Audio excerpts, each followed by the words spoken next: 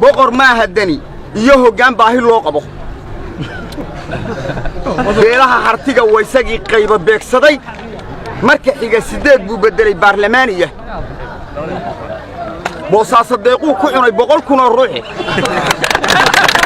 laga buriya Soomaaliya yun la baabi'in وهورها بختيي ينكي ابن سلمان راعي بربركا خليجكا ينكي بقركو ديفسيي بدهنا نمانكي قتيه باوركي حوق برواقada dhulkeena iyo kuwii bixiyay ciidan baraf iyo madoobe iyo intaan dani la buuqayno ama ay boolan sida goobayaan bahalladii tu xilka sare ina beegsataan waa barkumataan wuxuu leeyahay baryahan babuugi murtida balkamaan rogino barasho iyo suugaantu male waa la bowsadayo baryo kuma timaadiya inaad qola ka boobtaaye bannaan lalama eegtay xigmada hogan ku beegnayn qoraamo iyo kalama dhac boolan taaqay bayaan iyo runtaan uga hadlaa maalintii bilan bariyo koofur beelaha carbeed tan iyo boosaaso bartanki iyo waqooyiga berbera booramiya awdal balcad iyo banaadiriga xamar wabiga baacisa muur ay labaay iyo bakool tan iyo beexaani bank bambeelmada shabeelle iyo tubo wada bislaanaysa banka suufka beeraha gadood geeska beled xaawo beelaha miyiga iyo dhammaan beled wixii jooga banaanada kuwa aaday oo badaha jiirayay bulsho weynta Soomaalidan baa qudiraya soddon saniyo biladeeriya baabaha lahaydeen bamka qaraxa boobaha wax jara balalka maadinka bilaawaha wax gooyiyo hubka badanka saadheeno Soomaali bini'aadanka dhan uga baydeen balana waa la kulanteen haddii ay beegsi leedahay wax ka baratay beel iyo qabiil badankoodii ayadoo dalkani baabacay oo madaxdu boobayso barsantaha farmaajo mar kale muujay bilicdi baal dahab uu noo galiyo qodiyo taariikh ballantaan lahayn iyo ma jabin wixii ku beegnaa bilad geesi muda maahirkan waa boqoranaynaayo una soo birmada wuxuu rabaa inaa badbaadaan afarta baad iyo wowga iyo bayd makay kaaj ma bineeyo suugaantu waa lagama bayraane afar kalena aan soo bandhigo bixisa yeelkeed وهورها بختيي ينكي ابن سلمان راعي بربركا خليجكا ينكي بقركو ديفسيي بدهنا نمانكي قتيه باوركي حوق برواقada dhulkeena iyo kuwii bixiyay ciidan baraf iyo madoobe iyo intaan dani la buuqayno ama ay boolan sida goobayaan bahalladii tu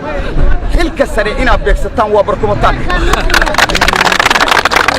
baaq bay idin tabinayaan boqolka Soomaali riyadiina laga soo bixiyo been riyaad malade bahluul iyo dugaag waa horaa weelki buuxsamay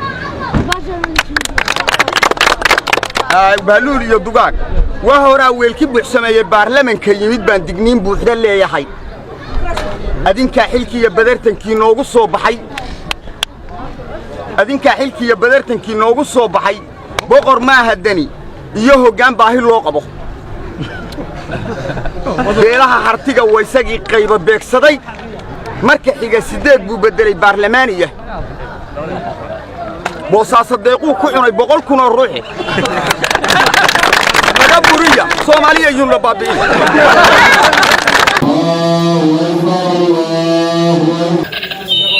guud ahaan gobolka Shabeellaha Hoose ayaa maanta si wada jir ah loogu dabaaldegay maalinta koowaad ee Ciidul Fidriga deegaano qaar oo gobolka ka tirsan oo waqtigan ka soo kabanaya saameynta dhibaatooyin ay kooxda argagixisada ku reebeen halkan oo ah deegaanka number 50 ee gobolka Shabeellaha Hoose kana soo kabanaya dhibaatooyin ay kooxda argagixisada ku reebeen ayaa kamid ah deegaanada sida weyn sanadkan loogu ciiday qaar kamid ah bulshada deegaankan ayaa ka warbixiyay dareenkooda ciidan iyo ciidii hore farqiga u dhaxeeya هادي فرقوينا ودحيا تاس إنتن سنة أدو عيدو يا تاس ولي هاد معنا قح بيورك صورن